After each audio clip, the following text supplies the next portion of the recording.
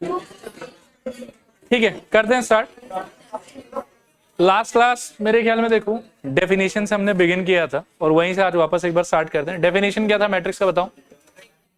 Rectangular arrangement of elements in the form of rows and columns will be known as matrix. फिर next था order of a matrix. पहले तो ये recall कर लो कि रो का मतलब क्या होता था, जितना हॉरिजॉन्टल लाइन यूज होगा वो होता था रो और जितना वर्टिकल लाइन यूज होगा वो होता था कॉलम। और number of row into number of column का जो वैल्यू था उसको क्या बोलते थे हम लोग? Order of a matrix. और इसको सॉल्व करके जो आंसर आएगा वो क्या रिप्रेजेंट करता था?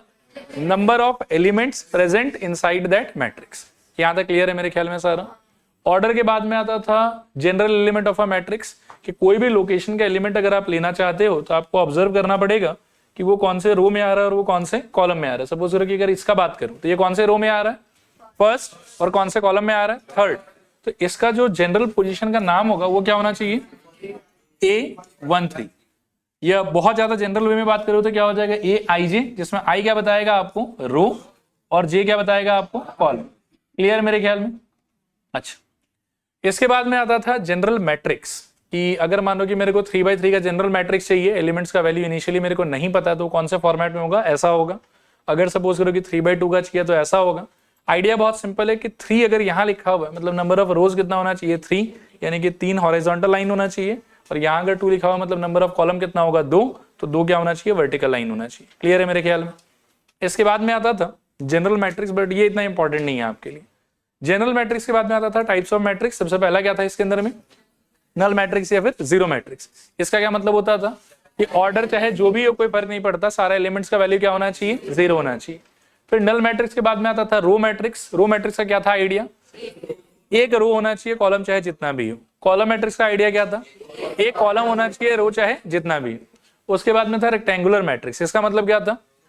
नंबर ऑफ रोज और नंबर ऑफ कॉलम्स डिफरेंट होना चाहिए। नंबर ऑफ रोज और नंबर ऑफ कॉलम्स डिफरेंट होना चाहिए, उसको बोलेंगे हम लोग रेक्टेंगुलर मैट्रिक्स। फिर रेक्टेंगुलर मैट्रिक्स का फर्दर और क्लासिफिकेशन था। एक हम कहते थे हॉरिजॉन्टल मैट्रिक्स, दूसरा हम कहते थे वर्टिकल मैट्रिक्स। हॉरिजॉन्टल होने के लिए हॉरिजॉन्टली उसको लंबा होना पड़ेगा और वर्टिकल होने के लिए उसको वर्टिकली लंबा होना पड़ेगा। हॉरिजॉन्टली लंबा कब होता था? जब कॉलम ज्यादा हो या रो ज्यादा हो? जब कॉलम ज्यादा हो। तो हॉरिजॉन्टल मैट्रिक्स बनने के लिए number of columns should be greater than number of rows, and vertical matrix होने के लिए number of rose should be greater than number of columns. Clear है मेरे ख्याल में यहां तक? इसके बाद में आता था आपकी स्क्वायर मैट्रिक्स। स्क्वायर मैट्रिक्स का मीनिंग क्या था? एक ऐसा मैट्रिक्स जिसमें नंबर ऑफ रोज, बोलो आप लोग बोलो, और नंबर ऑफ कॉलम्स क्या हो जाए? सेम। और जब कभी भी आप स्क्वायर मैट्रिक्स के बारे में पढ़ाई करोगे, देयर आर 2 और 3 more things which we should know. पहला होता था कि स्क्वायर मैट्रिक्स के अंदर में जिन जिन एलिमेंट्स के लिए रो का और कॉलम का वैल्यू सेम होगा उन सारे एलिमेंट्स को हम क्या बोलेंगे? Diagonal elements. ठीक है। और बाकी सारे एलिमेंट्स को क्या बोलेंगे? Non diagonal elements. जो एक लाइन इन सारे डायगोनल एलिमेंट्स से पास होगा, इस लाइन को हम क्या बोलेंगे? Principal diagonal. और जो एक और डायगोनल के जैसा लाइन होगा हमारे पास में, इसको क्या बोलेंगे हम लोग? Conjugate diagonal. मेरे ख्याल में क्लियर है ये सारा का सारा? तो आप देखो यहां मैंने एक फोटोग्राफ भी लगाया था, ये वाला। ठीक है, कि इन सारे एलिमेंट्स को, लाल वाले को क्या बोलेंगे हम लोग? Diagonal elements. जो लाइन उन सारे डायगोनल एलिमेंट्स से पास करेगा वो हो जाएगा प्रिंसिपल डायगोनल। जो उल्टा वाला लाइन है वो हो जाएगा कॉन्जुगेट डायगोनल। और डायगोनल एलिमेंट के अलावा बाकी जितना भी एलिमेंट है वो सारा का सारा क्या हो जाएगा हम लोग के लिए? Non diagonal elements. Diagonal elements के लिए अगर मैं बोलूं कि जनरल एलिमेंट का वैल्यू है a सबस्क्रिप्ट i, कॉमा, मतलब कॉमा तो नहीं बोलना चाहिए, ऐसे लिख देता हूं यहाँ पे। अगर मैं बोलूं कि AIJ लिखा हुआ है तो इसको डायगोनल एलिमेंट बनने के लिए क्या होना चाहिए? I is equals to j। और नॉन डायगोनल के लिए क्या होना चाहिए? I is not equal to j। Clear है मेरे ख्याल में आइडिया? ठीक है, ओके। इसके बाद में 3 डेफिनेशन मैंने डिस्कस किया था लेकिन लिखवाया नहीं था।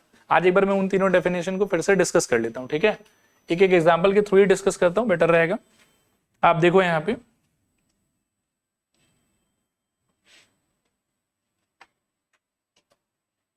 देखना सबसे पहले जो हम नेक्स्ट 3 मैट्रिक्स डिस्कस कर रहे हैं ना अभी, आप पहले दिमाग में ये सेट कर लो कि we will only discuss about square matrix. कैसा मैट्रिक्स बताओ? Square matrix. तो सबसे पहले मैट्रिक्स को कैसा होना चाहिए? स्क्वायर होना चाहिए।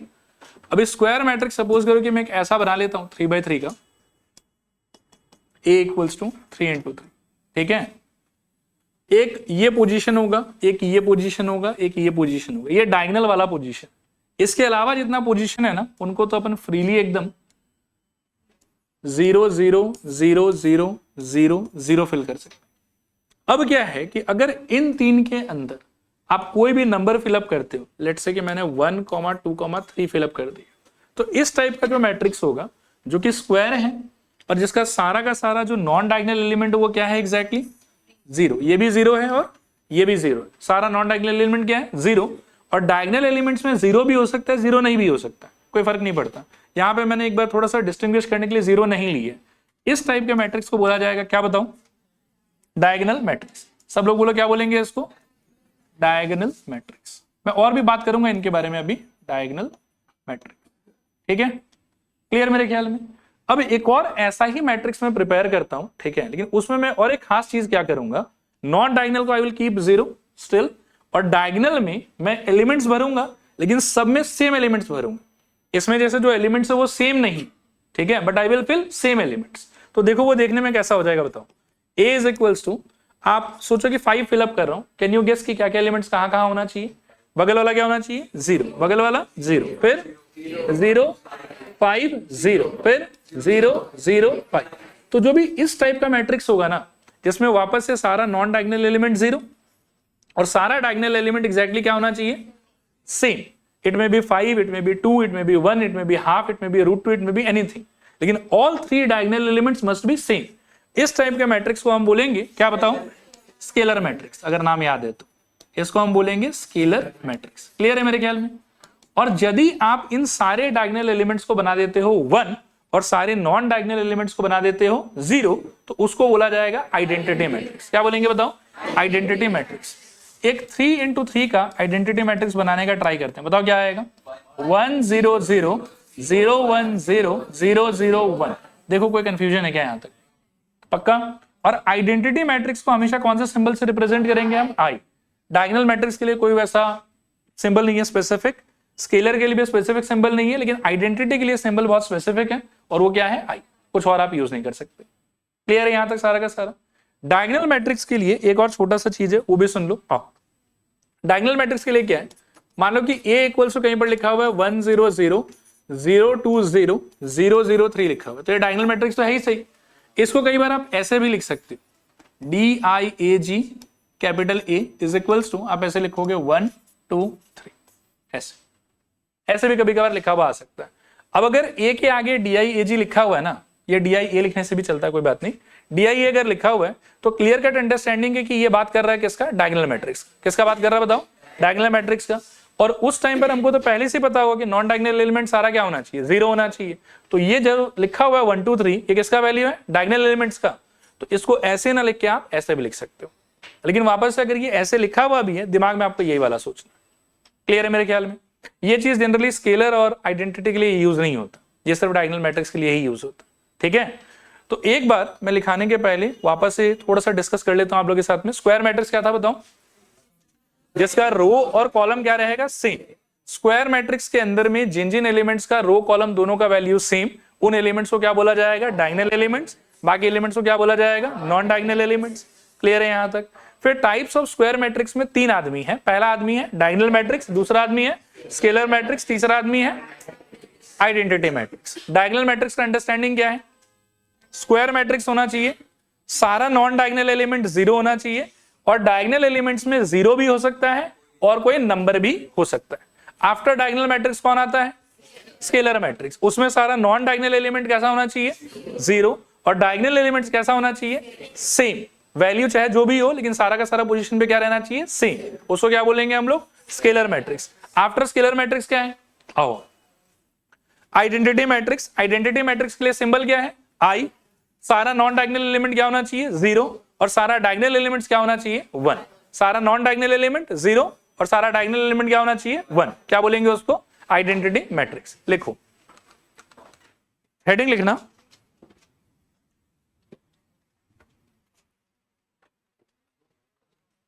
Types of square matrix, types of square matrix.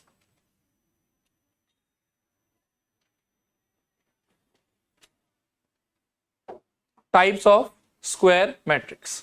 हाँ यहाँ पे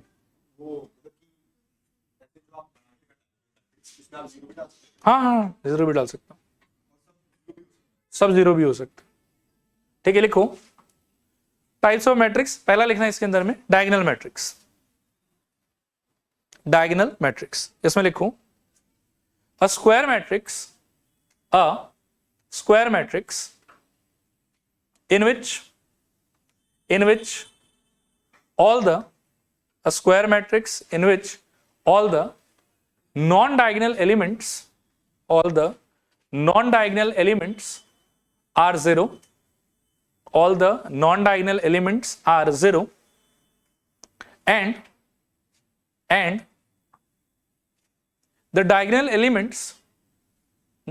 elements may or may not be zero, and the diagonal elements may or may not be zero.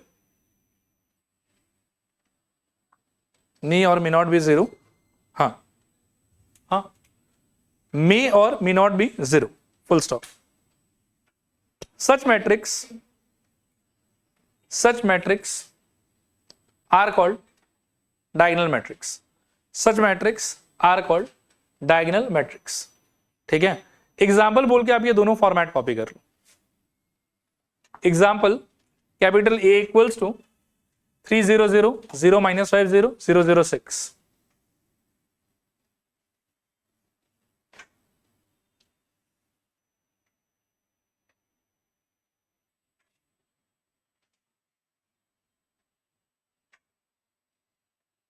ठीक है, और capital A is equals to DIAG 3, -5, -6। Done. Next लिखो scalar matrix. Scalar matrix, scalar matrix इसमें लिखो a square matrix in which all the non-diagonal elements, scalar matrix या a square matrix in which all the non-diagonal elements are zero, and the diagonal elements are equal, is called scalar matrix,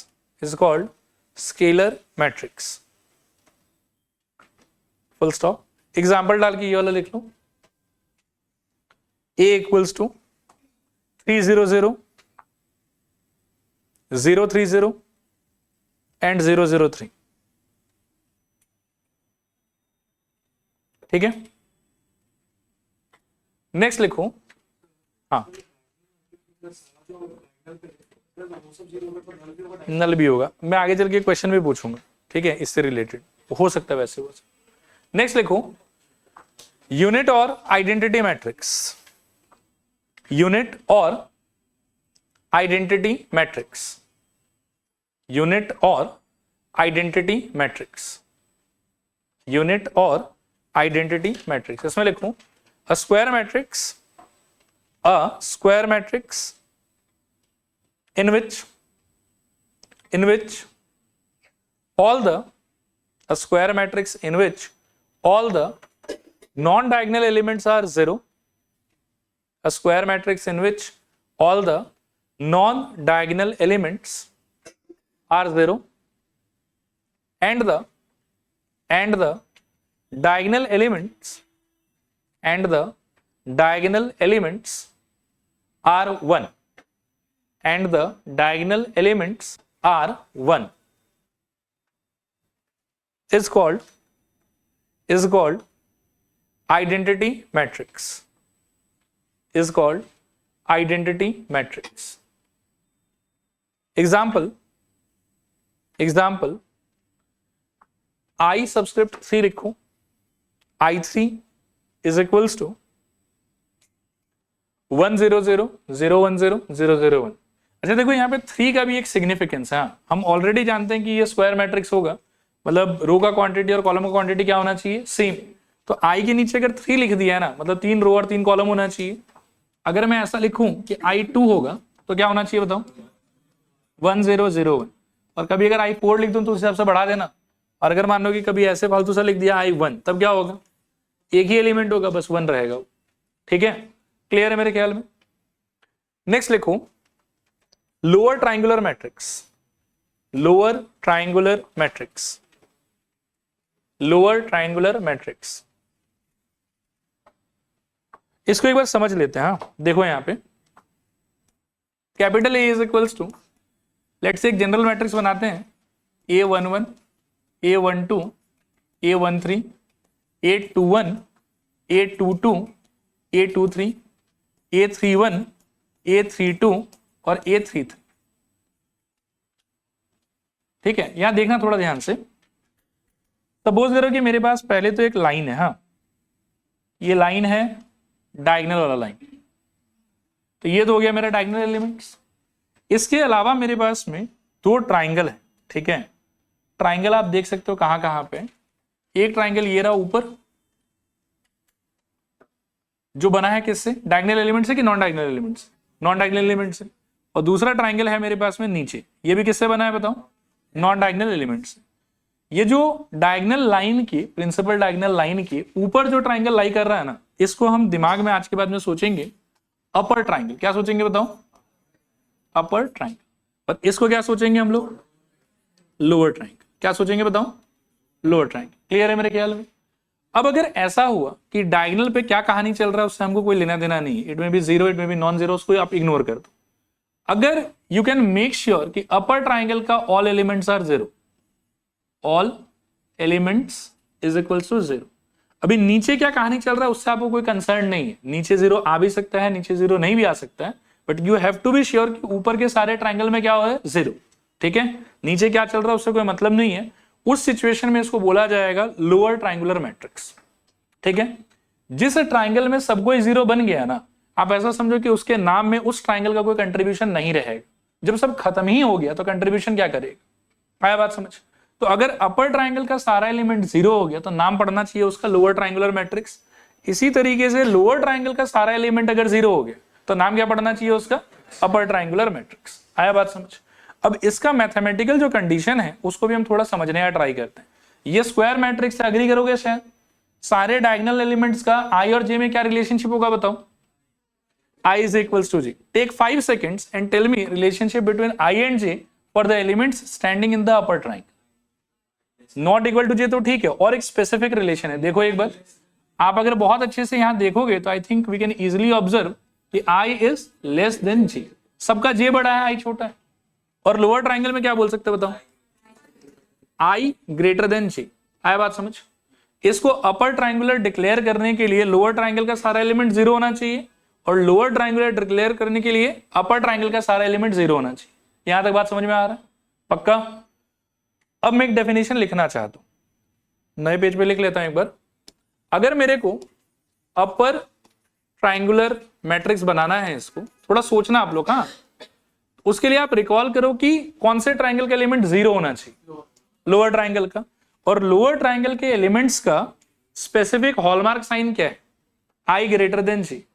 तो अपर triangular matrix बनाने के लिए condition होगा, देखो कि all those Aij should be equal to 0 for whom I is greater than J। देखो ये short form में उसी बात को लिखने का तरीका है। एक बार मैं फिर डिस्कस करता हूं, टेंशन लेना है आप लोग को। हाँ, पहले कॉमन बात डिस्कस करते हैं कि स्क्वायर मैट्रिक्स कब होगा, जब रो का और कॉलम का क्वांटिटी क्या होना चाहिए, सेम। जैसे ही स्क्वायर मैट्रिक्स बन गया तो उसके बाद में आता है डायगोनल एलिमेंट, आता है non diagonal element. Diagonal element के लिए क्या होना चाहिए, I equal to J। Non diagonal element के लिए क्या होना चाहिए, I not equal to J। Non diagonal element का 2 कैटेगरी, एक अपर ट्राइंगल और एक लोअर ट्राइंगल। अपर ट्राइंगल के कैटेगरी का कंडीशन क्या है, I less than J। Lower triangle का कंडीशन क्या है, I ग्रेटर देन J। अगर मैं इसको बनाना चाहता हूं अपर ट्राइंगुलर मैट्रिक्स, तो what do I have to make sure, आप बताओ, कि लोअर ट्राइंगल का सारा एलिमेंट 0 हो जाए। सारा एलिमेंट को इन जनरल में क्या लिख सकता हूं, Aij। और स्पेसिफिकली अगर मेरे को लोअर ट्राइंगल का बात करना है तो आई कैन से कि देखो Aij with I greater than J। ये कहानी सिर्फ इसी के साथ होगा कि इन लोग ए आई जे है और इन सारे का ही आई क्या है, जे से बड़ा। तो अगर मैं बोलूं कि A I J equals to 0 whenever I is greater than J, मतलब कौन से ट्राइंगल का सारा एलिमेंट 0 हो गया, लोअर ट्राइंगल का। और अगर लोअर ट्राइंगल का सारा एलिमेंट 0 हो गया तो इस ट्राइंगल का नाम क्या हो जाएगा, upper triangular matrix. And can you similarly guess कि लोअर ट्राइंगुलर मैट्रिक्स का नाम क्या होना चाहिए, ये कंडीशन क्या होना चाहिए। एक सेकंड में पहुंच जाता हूं थोड़ा सा वहां पे, बताओ तो जरा। A I J is equal to 0 कब, जब I is less than J. ये एमसीक्यू में आ सकता है कि for a general matrix to be let's say upper triangular matrix, what is the condition out of the following. ठीक है, तो ये कंडीशन आपको अच्छे से समझ में आना चाहिए। कितना क्लियर है बताओ, एक बार और रिपीट करूं कि हो जाएगा। ओके, अब लिख लेते हैं, लिखो लोअर ट्राइंगुलर मैट्रिक्स, इसमें लिखो a square matrix in which aij is equals to 0, aij is equals to 0 if, एक बार ना मेरे तरफ देखो, इसको मैं भी रटवा ही देता हूं आप लोग। किसका नाम ले रहे हैं, लोअर ट्राइंगुलर का। लोअर ट्राइंगुलर नाम लेने के लिए किसको पूरा 0 होना होगा, अपर ट्राइंगुलर का। और अपर ट्राइंगुलर का एलिमेंट्स का कंडीशन क्या था, अब इसमें देखो अपर ट्राइंगुलर कंडीशन क्या है, आई लेस देन जे। तो मेरे को इफ के बाद क्या लिखना चाहिए, आई लेस देन जे। लिखो if I less than J, I less than J. देखो जो अपर ट्राइंगल में बैठने वाला आदमी लोग है, इनका आई और जे नोटिस करो, इसका 1 2 है, 1 3 है, 2 3 है। तो इन सारे में मैं देख सकता हूं कि यूनिफॉर्मली सबका जे बड़ा है, तो इसलिए जे ग्रेटर देन आई बोलो या आई लेस देन जे बोलो, बात एक ही है। ठीक है, और ये लोग सबका सब 0 हो जाएगा ना, तो उसका नाम पड़ जाएगा इसके हिसाब से। ठीक है, और अगर ये लोग सबका सब 0 हो गया तो नाम पड़ जाएगा इसके हिसाब से। क्लियर है मेरे ख्याल में, आगे कंटिन्यू करो। क्या लिखा बताओ एक बार, a square matrix in which a I J is equal to 0 if I less than j या जे ग्रेटर देन आई, बात एक ही है, is called upper triangular matrix, sorry is called lower triangular matrix. ये थोड़ा गलत लिखा हुआ, is called lower triangular matrix. उससे फर्क नहीं पड़ता, मतलब उसमें भी 0 हो सकता है, लेकिन अगर ऊपर 0 पक्का पक्का सारा दिख गया तो उसका नाम हम लोग बोल देंगे लोअर ट्राइंगुलर मैट्रिक्स। डन मेरे ख्याल में। नेक्स्ट लिखो अपर ट्राइंगुलर मैट्रिक्स। एग्जाम्पल में एक साथ ही लिखवा दूंगा दोनों। देखो अपर ट्राइंगुलर मैट्रिक्स, अपर ट्राइंगुलर मैट्रिक्स, इसमें लिखो a square matrix, a square matrix in which aij is equals to 0, a square matrix in which aij is equals to 0 if क्या होना चाहिए कंडीशन इस बार, i greater than j, if i greater than j then if i greater than j then it is called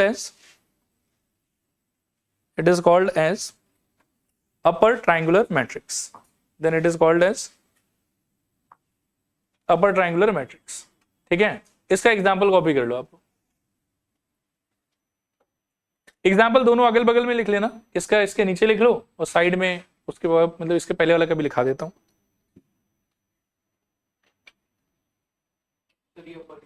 ये अपर का, अपर के लिए देखो नीचे वाला सारा 0 होना चाहिए।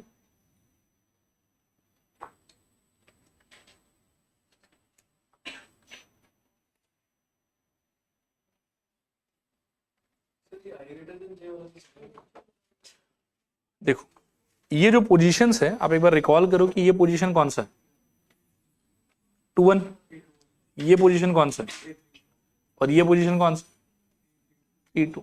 इन सब में एक तो इन सबको 0 करना है मेरे को, और इन सब में आई और जे में क्या रिलेशनशिप, सबका आई बड़ा है जे से, इसीलिए लिखा हुआ है इसका वैल्यू हो जाएगा 0 अगर आई जे से बड़ा हुआ, वो बात लिखा हुआ। ठीक है, डन मेरे ख्याल में यहां तक। नेक्स्ट देखो अब कुछ क्वेश्चंस है, हाँ इन क्वेश्चंस को अटेम्प्ट करते हैं अपन। देखो पहला क्वेश्चन, और सोचो आराम से क्या कर सकते हैं।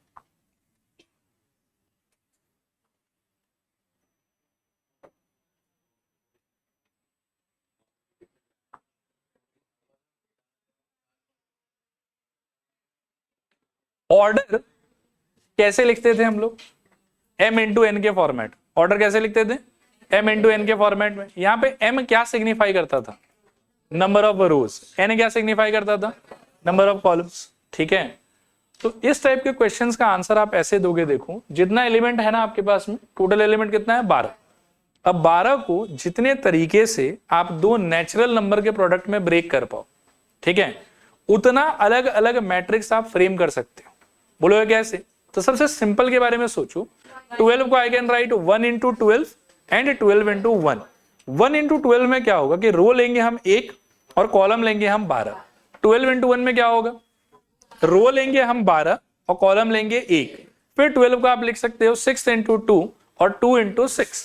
6 इंटू 2 के टाइम पर क्या हो रहा होगा, 6 रो और 2 कॉलम ले रहे होंगे हम। और 2 इंटू 6 के टाइम पर क्या हो रहा होगा कि 2 रो और 6 कॉलम ले रहे होंगे। और क्या हो सकता है 3 इंटू 4 और 4 इंटू 3। 3 इंटू 4 का सिग्निफिकेंस क्या होगा, 3 रो और 4 कॉलम। 4 इंटू 3 का सिग्निफिकेंस 4 रो और 3 कॉलम। अच्छा, ये जितना भी रो कॉलम आप बता रहे हो, इनमें से कोई भी सेम टू सेम है कि सब अलग अलग है, सब अलग अलग है। तो इसीलिए इन सारे से जो मैट्रिसेस मेरे को मिलेगा वो सारा कैसा होगा, अलग अलग। आया बात समझ। तो 12 का कितना हो जाएगा गिनो, 1 इंटू 12, 12 इंटू 1 2 हुआ, फिर 2 इंटू 6, 6 इंटू 2 4 हो गया, 3 इंटू 4, 4 इंटू 3 कितना हो गया, 6 हो गया। आया समझ कि नहीं आया समझ। और कोई नंबर रहता तो हो सकता है कि इससे ज्यादा फैक्टराइज हो सकता था, और अगर और कोई नंबर प्राइम नंबर जैसा कुछ होता तो इतना फैक्टराइज नहीं होता। इसी में देखो आगे क्या पूछ रहे हैं, also comment what will happen if the total number of element is just 5। तो 5 को कितने तरीके से लिख सकते हो, 1 इंटू 5 और 5 इंटू 1 बस। तो उस केस में कितना डिफरेंट मैट्रिसेस हो पाएगा, 2। और 12 एलिमेंट के केस में कितना हो पाएगा, 6। क्लियर है मेरे ख्याल में, लिखो। अच्छा, चैप्टर के एंड में पीडीएफ पक्का मैं शेयर करूंगा, तो क्वेश्चंस लिखने वाले पार्ट को you can just avoid for now. ठीक है, सॉल्यूशन लिखो। 12 इज इक्वल्स टू 1 इंटू 12, उसके नीचे 12 इंटू 1, फिर उसके नीचे 2 इंटू 6, उसके नीचे 6 इंटू 2, उसके नीचे 3 इंटू 4 और उसके नीचे 4 इंटू 3। और इसके नीचे एक लाइन लिखना,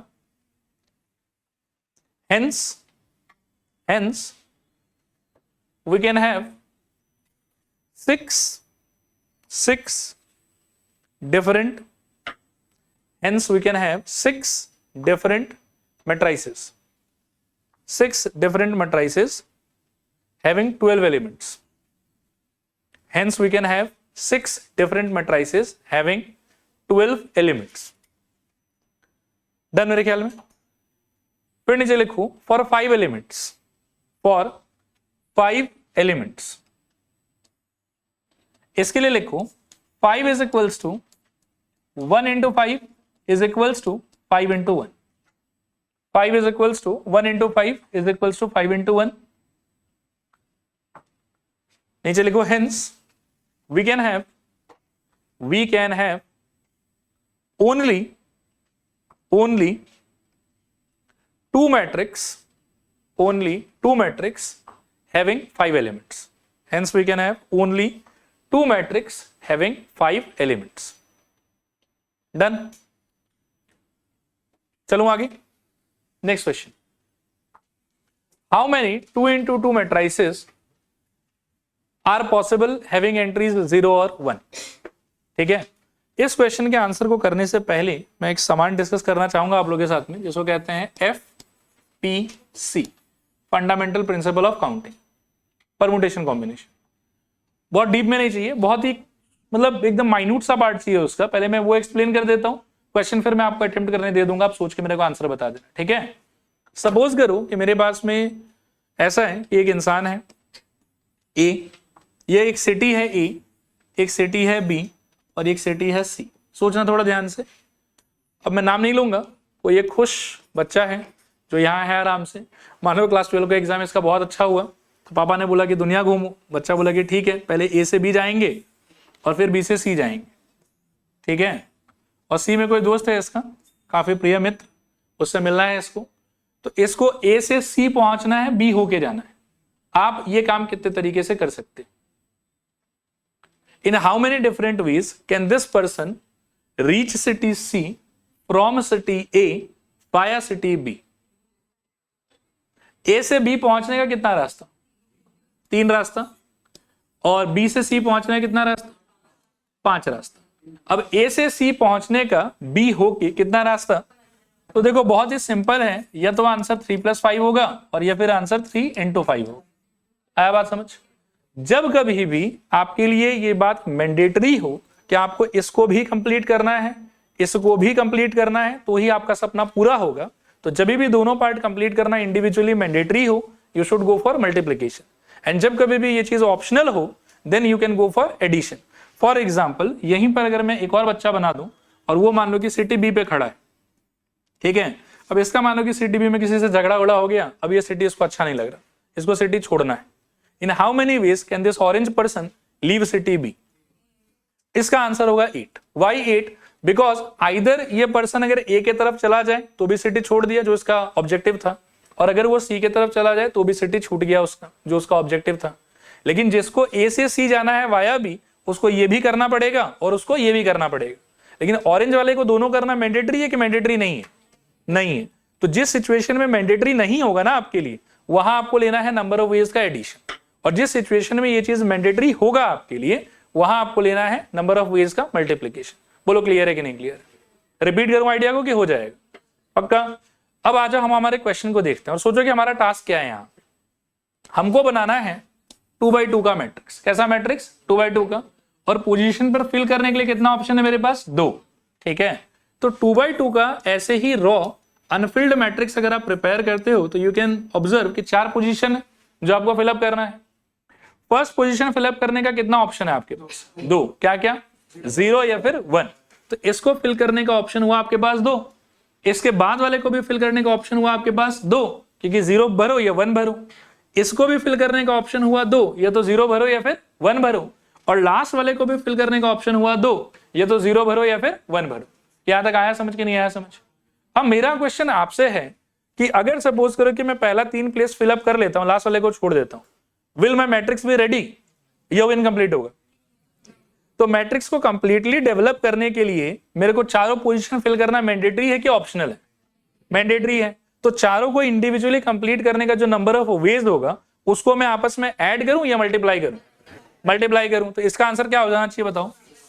2 into 2 into 2 into 2 which is equals to 2 to the power 4 that is equals to 60। देखो क्लियर हुआ कि नहीं क्लियर हुआ? थोड़ा पूरा पक्का? एक थोड़ा बदमाशी करूं, सपोज करो कि यहां पर 0 और 1 और एक 2 का ऑप्शन भी मैं दे देता हूं, आप 2 भी फिलअप कर सकते।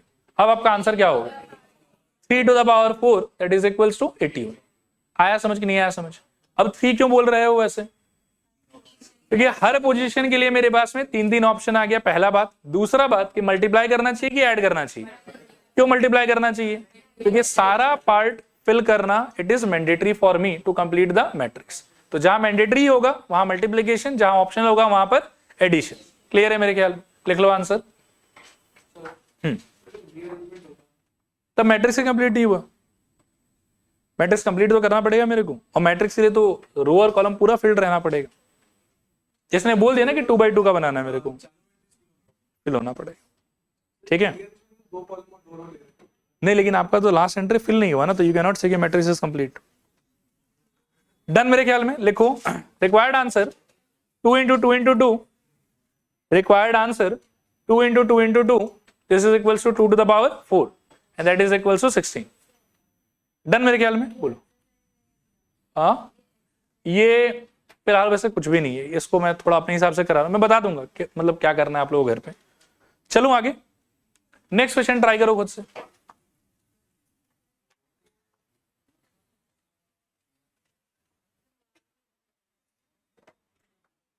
क्या होगा आंसर बताओ?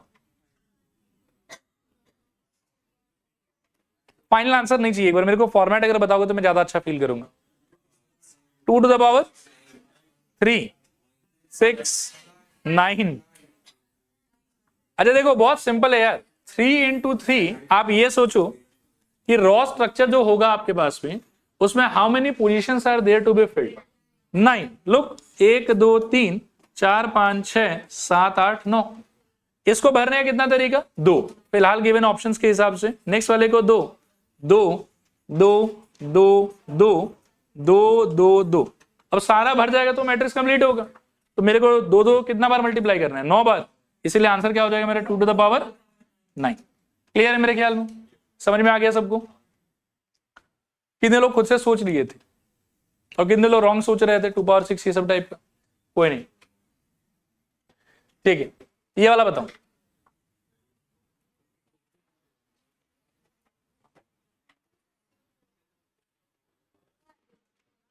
देखो क्वेश्चन देखो, सोचो थोड़ा सा।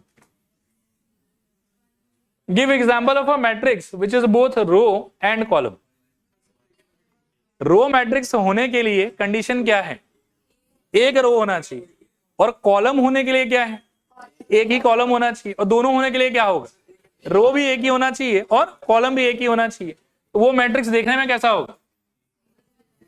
उसमें ना रो भी एक ही होना चाहिए, कॉलम भी एक ही होना चाहिए। अब एलिमेंट का वैल्यू जो मर्जी डाल दो, कोई बात नहीं, ठीक है। तो अपन ऐसे 7 डाल देते हैं, एक बार लिख लो, a equals to 7। Done, clear. Next, are all null matrices a scalar matrix? Scalar एक बार रिमाइंड कराओगे क्या होता था? डायगोनल एलिमेंट्स सेम होना चाहिए, ठीक है, और वो 0 भी हो सकता है। अच्छा ठीक है, ए टू 0 रखा हुआ स्केलर मैट्रिक्स बना लेता हूं। अभी मैं आंसर नहीं कर रहा हूं, बस आप लोग के आर्ग्यूमेंट को सपोर्ट करने का ट्राई कर रहा हूं। ऐसा अगर मैं बनाऊं तो ये मेरे ख्याल में नल मैट्रिक्स भी है और ये स्केलर मैट्रिक्स भी है। अच्छा, नल मैट्रिक्स का कंडीशन क्या था? कि सारा एलिमेंट 0 होना चाहिए। अब एक और एग्जांपल देखो, 0 0 0 0 0 0, ये नल है, लेकिन क्या इसको भी स्केलर बोल सकते हो? नहीं, नहीं। स्केलर बोलने के लिए दो बात था, सारा एलिमेंट 0 होना चाहिए और मैट्रिक्स को, मतलब एक्चुअली सॉरी मैं थोड़ा गलत बोल गया, स्केलर होने के लिए स्क्वायर होना जरूरी है, उसके अंदर डायगोनल एलिमेंट्स का इक्वल होना जरूरी है, और उन डायगोनल एलिमेंट्स को अगर मैं 0 कर दूं तो it will also become a null matrix, ठीक है। लेकिन हर टाइम ये डायगोनल एलिमेंट 0 का ऐसा तो नेसेसरी नहीं है, ठीक। दूसरा, नल मैट्रिक्स की अगर बात करोगे तो नल मैट्रिक्स का क्राइटेरिया ये था कि all elements must B 0, order चाहे जो भी रहे। आया बात समझ? तो ये जो है ये भी नल है, और सिंस ये नल के साथ साथ स्क्वायर भी है, सो यू कैन क्लेम कि ये स्केलर हो गया। लेकिन सारा नल मैट्रिक्स स्केलर होगा ऐसा तो नेसेसरी नहीं है, तो इसीलिए इसका आंसर क्या होना चाहिए? नो। लिखो नो। और एग्जांपल में ये वाला लिख लेना,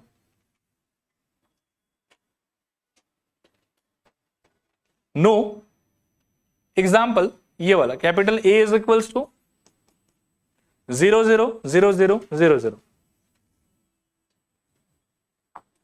ये स्केलर नहीं है, नल है, इसीलिए स्टेटमेंट हो गया फॉल्स। क्लियर है पक्का?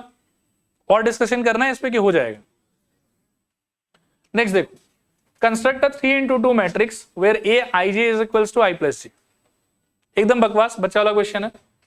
3/2 का जनरल मैट्रिक्स बता सकते हो? करो, ट्राई करो। A11 करेक्ट, A11 फिर और जाऊं आगे, फिर रुक जाऊं। कॉलम मैक्सिमम कितना चाहिए मेरे को? 2 ही चाहिए, तो रुक जाऊंगा। फिर क्या होगा? 2 1, नेक्स्ट नेक्स्ट A31 और फिर A32। डन। अब ये क्या बोल रहे हैं देखो कि Aij का value should be equals to I plus J, मतलब जो उसके रो का वैल्यू है और जो उसके कॉलम का वैल्यू है उन दोनों का क्या होना चाहिए? सम। तो A11 का ट्रांसफॉर्मेशन कैसा होगा बताओ? ये एक सेकंड रुको, मैं थोड़ा इस लाइन को और लंबा कर देता हूं। हाँ बताओ तो इसका ट्रांसफॉर्मेशन कैसा होगा? A11 है ना, तो क्या हो जाएगा? 1 + 1। आंसर कितना आना चाहिए? 2। A12 में क्या हो जाएगा बताओ? 1 + 2 that is equals to 3। Next वाला 3, 2 + 1 होगा। नेक्स्ट वाले के लिए, उसके नीचे वाले के लिए, और उसके नीचे वाले मतलब बगल वाले के लिए 5। ये आपका आंसर। देखो आया समझ कि नहीं आया समझ? क्लियर है? कर लो, कॉपी कर लो फटाफट।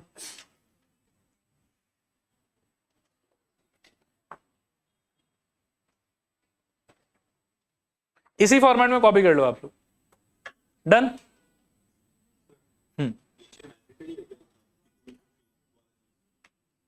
ये वाला नहीं, ऑर्डर जो नेसेसरी। अच्छा डन, यहां तक हो गया, आ गया आंसर। अच्छा, इसमें मॉडुलस आ रहा है, मॉडुलस में मैं रिमाइंड करा देता हूं आप लोगों को क्या होता था। यहां देखो 5 -7 6 -3, ये कैसा नंबर है? पॉजिटिव। ये कैसा नंबर है? ये कैसा नंबर है? और ये कैसा नंबर है? नेगेटिव।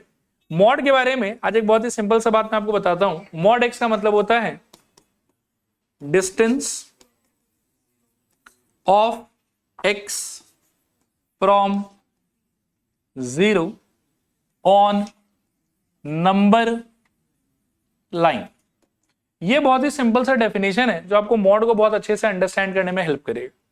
सबसे पहले आपको फोकस करना चाहिए यहां वर्ड डिस्टेंस पे, तो डिस्टेंस कभी नेगेटिव नहीं हो सकता। अब आप सोचो कि मैं अगर 5 का मॉड निकालना चाहता हूं तो मतलब बेसिकली मेरे को क्या बताना है कि 0 से कितने डिस्टेंस पे 5 रहता है। 0 से कितने डिस्टेंस पे 5 होता है बताओ? 5। तो इसका आंसर क्या हो जाएगा? 5। मेरे को अगर मॉड ऑफ -7 भी निकालना है, मतलब मेरे को क्या बताना है? नहीं, आप पहले सोचो थियोरेटिकली आपको बताना क्या है। आपको ये बताना है कि 0 से कितने डिस्टेंस पे -7 लोकेटेड है अलोंग द नंबर लाइन। अब आप सोचो कि 0 से आपको लेफ्ट में कितना यूनिट चलना पड़ेगा? 7 यूनिट। ठीक है, लेफ्ट में चल रहे हो इसलिए इसका नाम -7 हो गया, लेकिन डिस्टेंस के हिसाब से तो पॉजिटिव ही बोलेंगे, तो इसलिए इसका आंसर भी क्या होना चाहिए बताओ? 7। ये लॉजिक है इसका। इसका मॉड वैल्यू कितना होगा? 6। इसका मॉड वैल्यू कितना होगा? 3 अगेन। क्लियर है मेरे ख्याल में? अब आप आ जाओ ये वाले क्वेश्चन पे।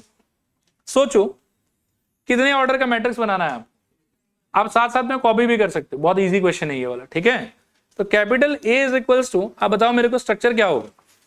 ए, सब लोग बोलो 1 1, फिर 1 2, फिर 1 3, next 2 1, next 2 2, next 2 3, next 3 1, next 3 3।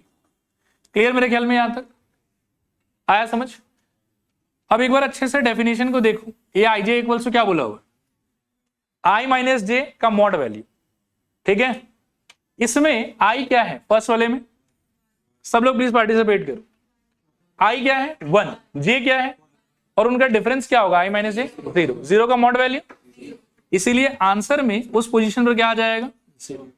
इस केस में आई क्या है? जे क्या है? I is 1, j is 2। I minus j का वैल्यू कितना हो जाएगा? -1। और -1 का मॉड वैल्यू क्या हो? तो आंसर क्या होना चाहिए? ठीक है, इसका बताओ। 1 -3, वैसे तो -2, लेकिन मॉड वैल्यू लोगे तो क्या हो जाएगा? 2। बाकी सारा थोड़ा फास्ट खुद से बताने का ट्राई करो। इसका आंसर 1। नेक्स्ट वाले का 1, नेक्स्ट वाले का 2 1 और 0। कर लो, कॉपी कर लो।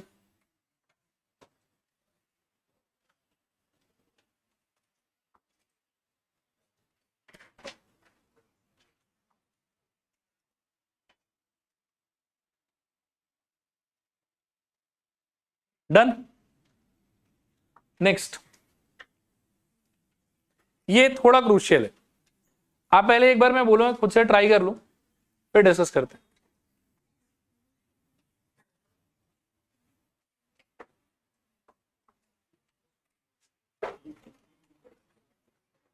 अभी मैं कुछ नहीं बोलूंगा, अभी ट्राई कर लो पहले। इजी है बहुत।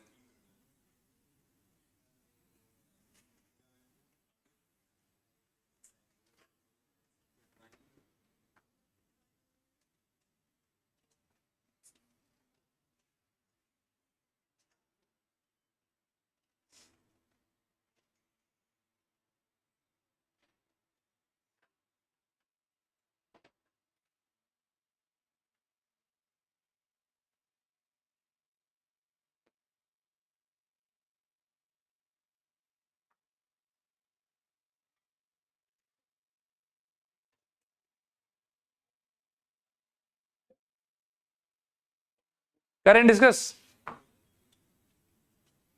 चलो यहां देखो एक बार,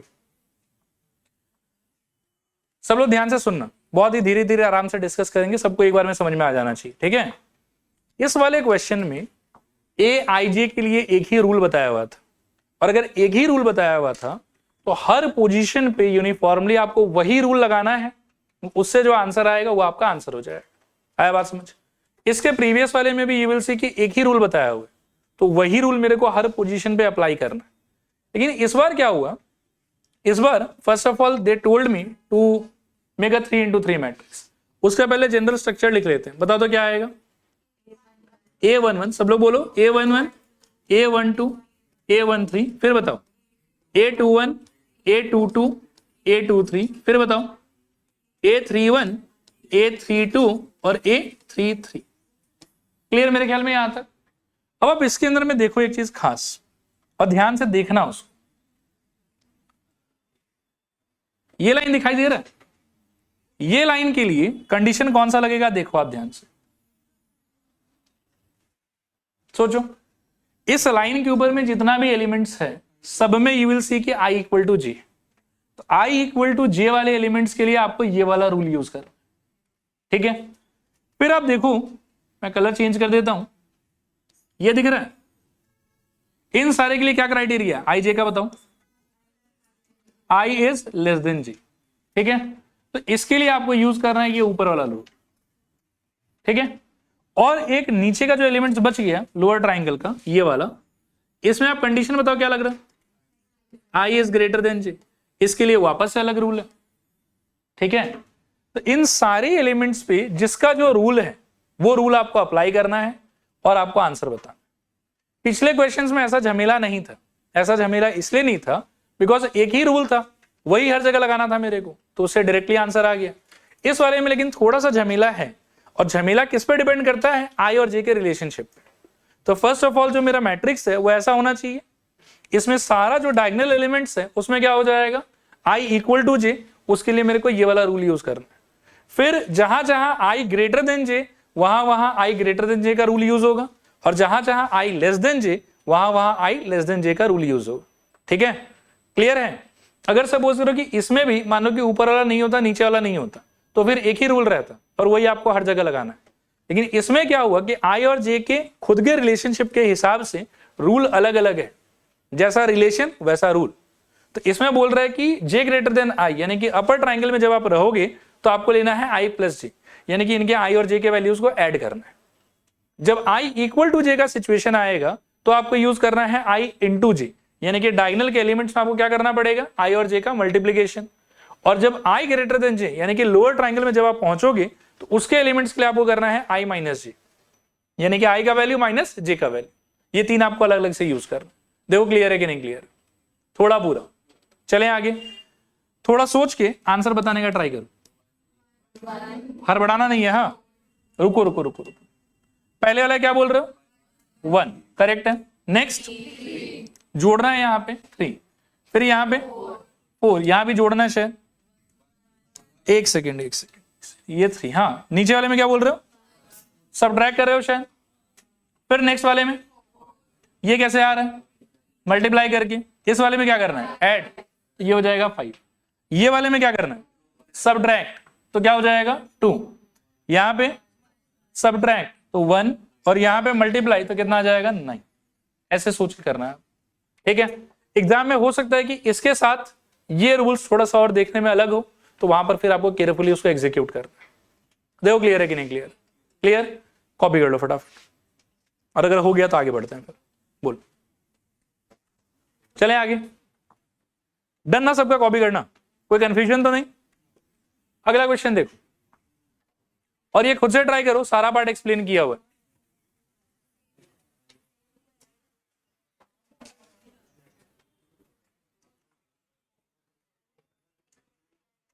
देखते हैं सबसे पहले किसका आता है।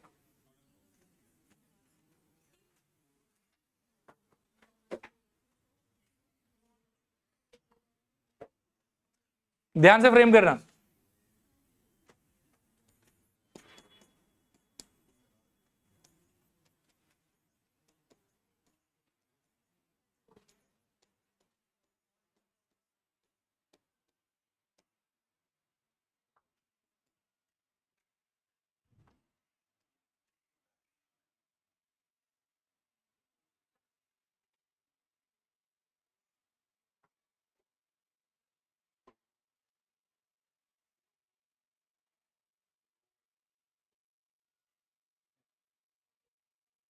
हो गया, फर्स्ट एलिमेंट क्या आएगा बताओ, कैसे सोच रहे हो। 1 - 1 का वैल्यू 0 डिवाइडेड बाय 2 का वैल्यू भी क्या रहेगा 0। तो ये 0 हो गया। सेकंड वाला हाफ, थर्ड वाला 1 माइनस 3 का वैल्यू -2, -2 का स्क्वायर 4, 4 डिवाइडेड बाय 2 का वैल्यू 2, तो यहां आएगा मेरे ख्याल में 2। फिर 2 माइनस 1 का वैल्यू 1, 1 का स्क्वायर 1 ही रहेगा, तो यहां पर भी हाफ आना चाहिए। 2 माइनस 2 का वैल्यू 0, तो ये 0 हो जाएगा। 2 माइनस 3 का वैल्यू -1, स्क्वायर करोगे तो 1, डिवाइडेड बाय 2 करोगे तो कितना आ जाएगा, हाफ। देखो क्लियर है कि नहीं क्लियर? कितने लोग का राइट आ गया था खुद से? वेरी गुड, बढ़िया चल रहा है। नेक्स्ट देखो heading, equality of matrix. Equality of matrix, equality of matrix, equality of matrix. 2 minute मेरी तरफ देखो। बहुत ही सिंपल है मैट्रिक्स को इक्वल बोलना। आपको 2 चीज चेक करना है। पहला चेक करना है कि मैट्रिक्स का ऑर्डर सेम है कि नहीं, ठीक है। और दूसरा चीज चेक करना है कि दोनों मैट्रिक्स में करस्पॉन्डिंग पोजीशंस पर सेम एलिमेंट रखा हुआ है कि नहीं रखा हुआ, ठीक है। मैं कुछ ऐसा बता देता हूं आपको, जैसे यहां देखो, एक मैट्रिक्स है ए और एक मैट्रिक्स है सपोज करो बी, ठीक है। इसमें सपोज करो कि 1 2 3 4 5 6, और इसमें भी सपोज करो 1 2 3 4 5 6, और एक मैट्रिक्स सी भी ले लेते हैं, सपोज करो कि 6 5 4 3 2 1, ठीक है। ए में और बी में यू विल फाइंड की ऑर्डर भी सेम है। ए का ऑर्डर कितना बताओ? 2 रो 3 कॉलम, तो क्या हो जाएगा 2 into 3। बी का ऑर्डर 2 into 3, सी का ऑर्डर 2 into 3। ए का और बी का यू विल फाइंड की जो करस्पॉन्डिंग पोजीशन है, करस्पॉन्डिंग पोजीशन मतलब ये A11 पोजीशन है और इसका ये वाला A11 पोजीशन है, और ये दोनों एलिमेंट का वैल्यू क्या दिख रहा है आपको? सेम। और इसी तरीके से बाकी सारा भी सेम है, तो इसीलिए हम कह सकते हैं यहां पर कि ए और बी क्या हो जाएगा? इक्वल, ठीक है। आप लेकिन ए और सी को देखो, ठीक है। ए का ऑर्डर 2 into 3, सी का ऑर्डर भी कितना है? 2 into 3। लेकिन जब आप एलिमेंट बाय एलिमेंट कंपेयर करोगे ना डिफरेंट डिफरेंट पोजीशंस को, तो इसके फर्स्ट पोजीशन पर क्या लिखा हुआ है? 1, लेकिन इसके फर्स्ट पोजीशन पर क्या लिखा हुआ है? 6। आर दे सेम और डिफरेंट? सेम, तो दे आर नॉट इक्वल। आया बात समझ? इक्वल होने के लिए ऑर्डर भी सेम होना चाहिए और करस्पॉन्डिंग पोजीशन पे एलिमेंट्स भी सेम होना चाहिए। क्लियर मेरे ख्याल में? लिखो 2 मैट्रिसेस, हाँ जैसे कि 6 2 4 होगा और 2 और 2 से इक्वल होगा। 6 2 4, देखो एक आधा पोजीशन मैच कर सकता है, मतलब चलो ठीक है मैं एक और ले लेता हूं, बाकी लोग भी देखो थोड़ा सा। लेट्स से कि डी होता है, डी के अंदर में मान लो कि 1 मैंने सेम रखा, बाकी 6, चलो 3 भी सेम कर दिया, और क्या बच गया? यहाँ 2 ले लो, यहाँ पर मान लो कि 5 ले लो, यहाँ पर 4 ले लो।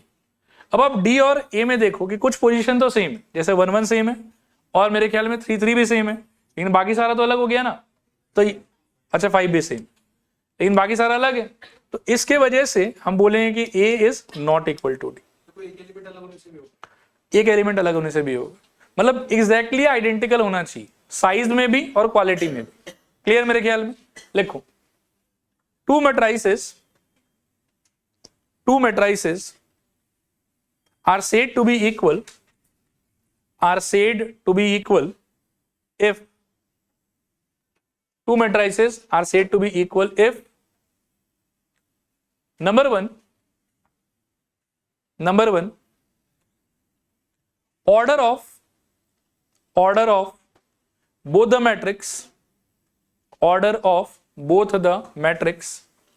are same. Order of both the matrix are same. And number two, the corresponding elements are equal. The corresponding elements are equal. Number 2, the corresponding elements are equal. Number 2, the corresponding elements are equal. ठीक है मेरे ख्याल में? आप ना example बतौर लिखो, capital A is equals to, example capital A is equals to, first row में लिखना 1 2 3, सेकेंड रो में 4 5 6, B equals to again same 1 2 3 4 5 6, C equals to 6 5 4 3 2 1, 6 5 4 3 2 1। इसके नीचे लिखना hence A equals to b, capital A is equals to capital b but a not equal to c, a not equal to c. ठीक है, next देखो ये question hourly कर सकते हैं इसको। ये बोल रहे हैं कि ए का हालत ऐसा है, बी का हालत ऐसा है और ए इक्वल्स टू बी होना चाहिए। बताओ एक्स और वाई का वैल्यू क्या होगा और जेड का वैल्यू क्या होगा। एक्स का वैल्यू क्या होना चाहिए बताओ, 4, 3 is equal to 9 plus y, तो y is equal to -6 and z equal to कितना हो जाएगा 7। ऐसे आंसर कर सकते हैं, लिखवाता नहीं हो जाएगा, आसान सा है। इसको ट्राई करेंगे, लिखो, इसमें थोड़ा क्वाड्रेटिक वगैरह बन जाता है। कैसे स्टार्ट करें बताओ, z पहले निकाल लेते हैं, वो आराम से आ जाएगा। 5 plus Z equals to 5, 5 cut गया, z equals to 0। Next x plus Y is equals to क्या 6 और x into Y is equals to क्या 8। ठीक है, करें, सॉल्व करें। वैसे ऑरली भी आंसर निकाल सकते हैं, हाँ मैं लास्ट में समझाऊंगा आप लोगों को कि अगर एमसीक्यू में आया तो कैसे ऑरली आंसर निकाल सकते हो। बाकी मैनुअल एक तरीका होगा कि आप यहां से x का या y का वैल्यू निकाल लो। किसका वैल्यू निकालो बताओ, x का, तो क्या आ जाएगा 6 माइनस वाई। इसको इसमें डाल दो तो क्या हो जाएगा बताओ, 6 minus Y times Y is equals to 8। Solve करोगे तो 6y minus Y square equals to 8। सबको राइट साइड शिफ्ट कर दूं तो ये हो जाएगा मेरे ख्याल में 0 is equals to Y square minus 6y plus 8। अब आप मिडिल टर्म करोगे इसका तो मेरे ख्याल में 4 और 2 आएगा, तो y minus 4 into Y minus 2 is equals to 0। तो y इक्वल्स टू ये तो 4 और या फिर y इक्वल्स टू 2, और y अगर 4 हुआ तो x इक्वल्स टू कितना आ जाएगा 2, और दूसरे केस में x इक्वल्स टू कितना आ जाएगा 4। ठीक है,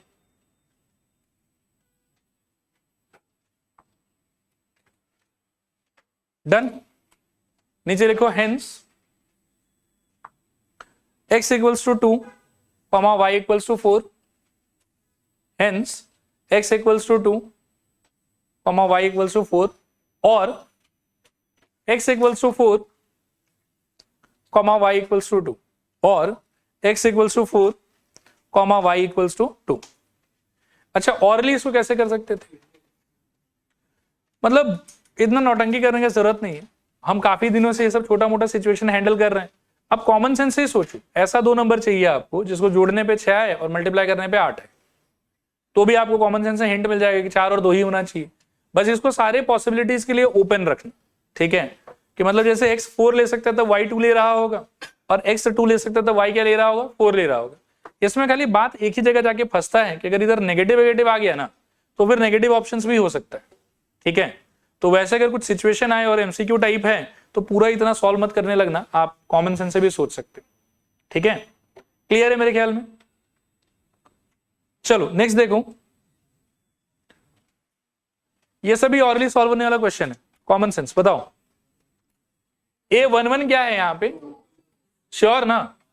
ठीक है, तो इसको मैं लिख देता हूं 2 प्लस बताओ क्या 5, वेरी गुड, फिर 8 कितना आ जाएगा, कितना 18 बोल रहे हो, वही मैं भी डर गया 18 कहां से आ रहा। इसका बताओ -11 -7 और बोलो +8 तो कितना आ जाएगा -10। क्लियर मेरे ख्याल में। इसमें एडिशन की जगह मल्टीप्लिकेशन वगैरह भी रह सकता है, बस ढंग से एलिमेंट आइडेंटिफाई करना है, वैल्यू प्लेस करना है, आंसर आ जाएगा। लिखाते नहीं है इसको। Next, give example of matrix which is both upper and lower triangular. देखो, अपर होने के लिए किसको 0 होना जरूरी है, लोअर ट्रायंगल को, और लोअर होने के लिए किसका 0 होना जरूरी है, अपर ट्रायंगल को। और दोनों होने के लिए अपर ट्रायंगल का भी सारा एलिमेंट 0 और लोअर ट्रायंगल का भी सारा एलिमेंट 0। तो मेरे ख्याल में मैं अगर एक डायगोनल मैट्रिक्स ले लूं ऐसा 1 0 0 0 2 0 0 0 3 तो दोनों पर्पज सर्व हो जाएगा। अपर नल भी ले सकते हो, कोई इश्यू नहीं, आइडेंटिटी भी ले सकते हो, आप स्केलर भी ले सकते हो, सारा चलेगा। मतलब आपको अपर ट्राइंगल बोलने के लिए ये मेक श्योर करना है कि लोअर ट्राइंगल का सारा एलिमेंट 0 हो जाए, और लोअर ट्राइंगल बोलने के लिए ये मेक श्योर करना है कि अपर ट्राइंगल का सारा एलिमेंट 0 हो जाए। तो आपको ये सारा और ये सारा 0 रखना है, बाकी बीच में कुछ भी भर दो, 1 2 3 भर दो, 2 2 2 भर दो, 1 1 1 भर दो, 0 0 0 ही भर दो भले, कोई बात नहीं। ठीक है, क्लियर है मेरे ख्याल में? कर लो, इसको कॉपी कर लो।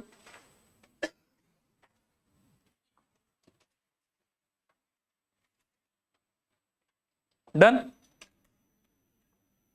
नेक्स्ट लिखो heading, algebra of matrices. Algebra of matrices, algebra of matrices. ठीक है, 2 मिनट मेरे तरफ देखो। अलजेब्रा वर्ड का क्या मतलब होता है? एक्स नहीं, और कुछ सुझाव? करेक्ट। जो 4 बेसिक ऑपरेशन है ना, एडिशन, सब्ट्रैक्शन, मल्टीप्लिकेशन और डिवीजन, इस 4 ऑपरेशन को ही हम अलजेब्रा बोलते हैं। तो जब मैं बोलूं अलजेब्रा ऑफ मैट्रिसेस, मतलब we will try to learn कि कैसे आप किसी 2 मैट्रिक्स को ऐड कर सकते हो, कैसे आप किसी 2 मैट्रिक्स को सब्ट्रैक्ट कर सकते हो, कैसे आप किसी 2 मैट्रिक्स को मल्टीप्लाई कर सकते हो, और कैसे आप किसी 2 मैट्रिक्स को डिवाइड कर सकते हो।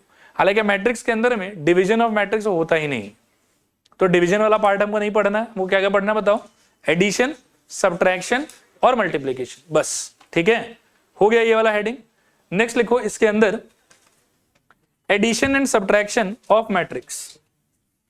Addition and subtraction of matrix, addition and subtraction of matrix, addition and subtraction of matrix.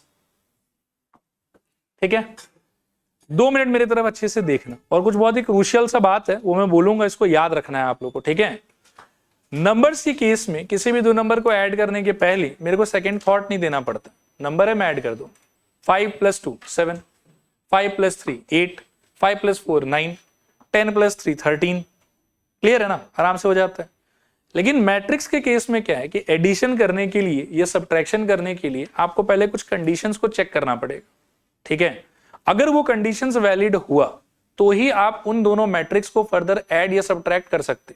अगर कंडीशंस वैलिड नहीं हुआ तो आप उनको ऐड या सब्ट्रैक्ट नहीं कर सकते। ये बात समझ में आया? अब इस चीज को मैं लिख के करके दिखाऊंगा कि कब हम ऐड कर सकते हैं, कब हम सब्ट्रैक्ट कर सकते हैं और कब हम नहीं कर सकते। क्यों नहीं कर सकते वो भी आपको ऑटोमेटिकली समझ में आ जाएगा। ठीक है, let me take 3 matrices. A = 1 2 3 4 5 6। ठीक है, B = 7 8 9 10 11 12 and C = 13 14 15 16। ठीक है, A और B में क्या खास बात है? ऑर्डर सेम है। C में क्या खास बात नहीं है? ऑर्डर डिफरेंट है। तो A और B को आप चाहो तो ऐड कर सकते हो, आप चाहो तो सब्ट्रैक्ट भी कर सकते हो, लेकिन A को C के साथ में ना तो आप ऐड कर पाओगे और ना ही आप सब्ट्रैक्ट कर पाओगे। तो ये है वो कंडीशन कि किसी भी 2 मैट्रिक्स को ऐड या सब्ट्रैक्ट करने के लिए उनका ऑर्डर क्या होना चाहिए? सेम। अब बोलोगे सर ऑर्डर क्यों सेम होना चाहिए? तो एडिशन का तरीका ही ऐसा है कि अगर ऑर्डर सेम नहीं हुआ ना तो तरीका वर्क करेगा ही नहीं। अब तरीका क्या है दोनों को ऐड करने का? तो इन लोग दोनों को ऐड करने का तरीका ये होगा, देखो A + B का मतलब होगा कि A का जो 1 1 पोजीशन पे एलिमेंट है ना उसको आपको ऐड करना है B के 1 1 पोजीशन के elements, position by position corresponding. तो 1 + 7 का वैल्यू कितना हो जाएगा बताओ? 8। फिर आप देखो कि यहां पर 2 है और यहां पर क्या है? 8 है। ये लोग दोनों आपस में ऐड हो जाएगा और ऐड होकर कितना दे देगा मेरे को? 10। नेक्स्ट बाकी ट्राई कर सकते हो, बताओ 12। आगे बताओ, आगे बताओ, और आगे बताओ 18। क्लियर हुआ मेरे ख्याल में? लेकिन जब आप यही एक्सपेरिमेंट मान लो कि B + C करने का ट्राई करो आप, तो अगर आप B + C करने का ट्राई करोगे तो 7 तो 13 में जुड़ के मान लो कि मिल जाएगा आपको कितना? 20। 8 14 में जुड़ के कितना मिल जाएगा? 22। फिर 9 का क्या होगा? आ रहा बात समझ? तो इसीलिए B + C का जो आंसर है वो आएगा ही नहीं। Is the idea clear? And same thing is going to happen in subtraction as well, कि अगर सब्ट्रैक्शन भी करना है आपको तो सब्ट्रैक्शन पॉसिबल होने के लिए पहले उनका ऑर्डर होना पड़ेगा सेम। अगर ऑर्डर सेम हुआ तो फिर जैसे करेस्पॉन्डिंग एलिमेंट्स को आपने ऐड किया यहां पे, वहां हम करेस्पॉन्डिंग एलिमेंट्स को सब्ट्रैक्ट कर सकते हैं। लेकिन अगर ऑर्डर डिफरेंट हुआ तो सब्ट्रैक्शन हम परफॉर्म कर ही नहीं पाए। आया बात समझ? अगर समझ में आया तो मुझे b माइनस ए का आंसर बताने का ट्राई करो तो। सारा 6 ही होगा शायद, देख रहे हो मैजिक, ठीक है। और अगर a माइनस बी करोगे तो सारा -6 आएगा, ठीक है। वापस से एक चीज पूछ लेता हूं कि b माइनस ए पॉसिबल होगा क्या? क्यों नहीं पॉसिबल होगा? ऑर्डर सेम होना चाहिए, ठीक है। तो once again I will repeat myself, किसी भी दो मैट्रिक्स को ऐड कर पाने के लिए या सब्ट्रैक्ट कर पाने के लिए सबसे पहले क्या जरूरी है कि उनका ऑर्डर होना चाहिए सेम। रिपीट करो मेरे साथ, क्या होना चाहिए बताओ? ऑर्डर होना चाहिए सेम। फिर ऐड करने का तरीका क्या होगा? आप करेस्पॉन्डिंग एलिमेंट्स को ऐड कर दो और जो आएगा वो आंसर लिख दो। सब्ट्रैक्ट करते टाइम भी सेम ही लॉजिक है कि सब्ट्रैक्शन पॉसिबल होने के लिए पहले ऑर्डर होना चाहिए सेम, और फिर सब्ट्रैक्शन करने का तरीका क्या होगा कि करेस्पॉन्डिंग पोजीशन के एलिमेंट्स को आप पेयर बाय पेयर क्या कर दो? सब्ट्रैक्ट। अगर ऑर्डर डिफरेंट हुआ तो ना आप ऐड कर सकते हो और ना ही आप सब्ट्रैक्ट कर सकते। क्लियर है ये चीज? पूरा लिखो। हेडिंग आप लोग ऐसे ही लिख लो, एडिशन एंड सब्ट्रैक्शन, लिख लिया ना? Okay, addition and subtraction of matrices. इसमें बहुत बड़ा लिखा हुआ है, मैं थोड़ा छोटा करके लिखा देता हूं। लिखो, to matrices can be added or subtracted. Two matrices can be added or subtracted if and only if they have same order. If and only if they have same order. If and only if they have same order. Full stop. आगे लिखो, for addition and subtraction,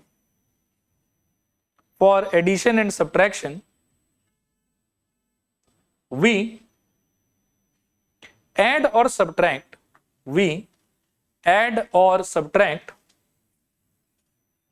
the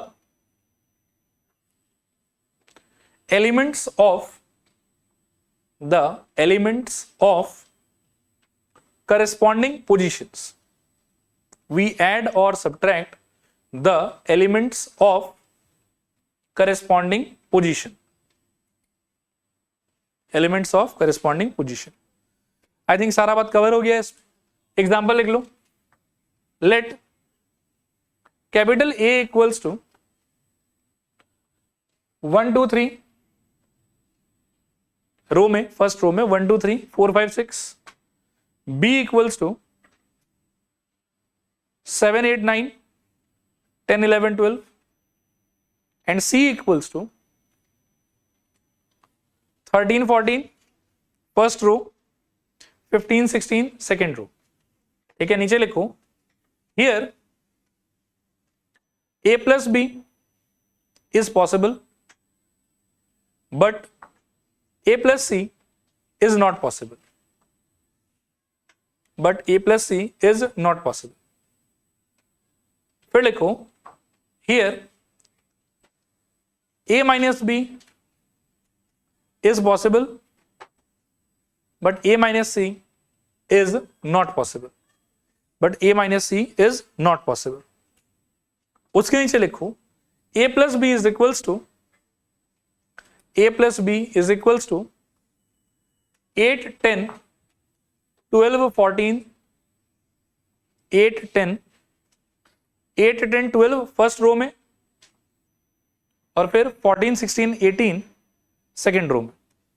नीचे लिखो, B minus A is equals to 666 first row and 666 second row. ठीक है, next heading लिखो,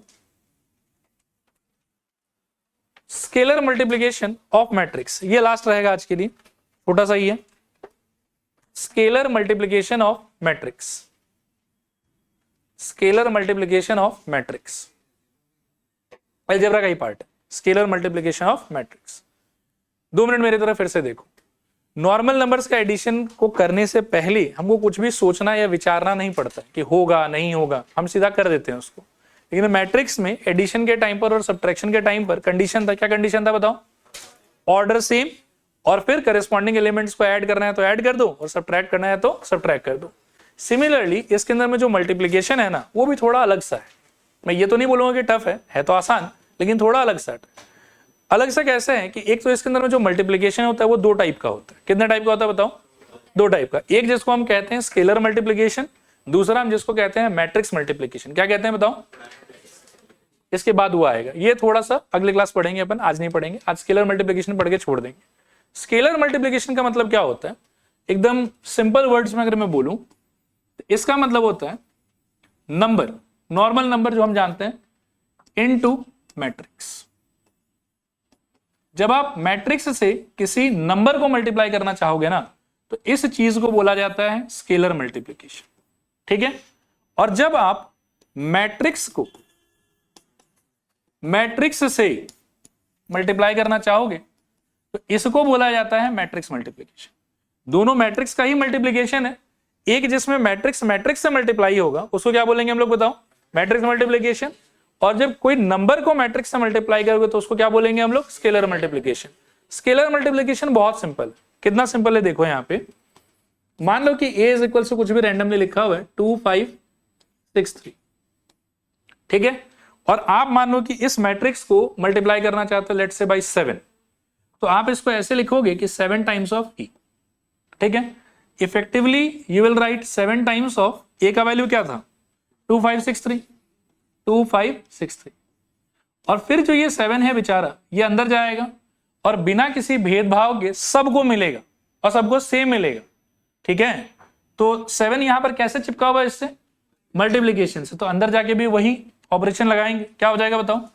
7 2 14, 7 5 7 6 and 7 3 this is your answer and this is the way how we apply scalar multiplication। Clear मेरे ख्याल में? आ गया समझ? और इसके लिए कोई समझ रहे हो कि प्री रिक्वेस्टेड कंडीशन नहीं है कि ये होने से ही कर पाएंगे, ये आप हर जगह कर सकते हो, चाहे मैट्रिक्स जैसा भी हो। ठीक है? लिखो, it means multiplying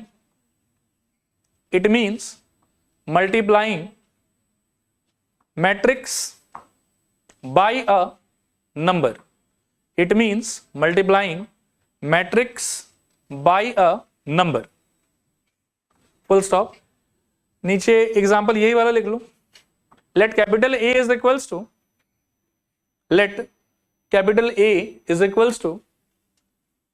2563।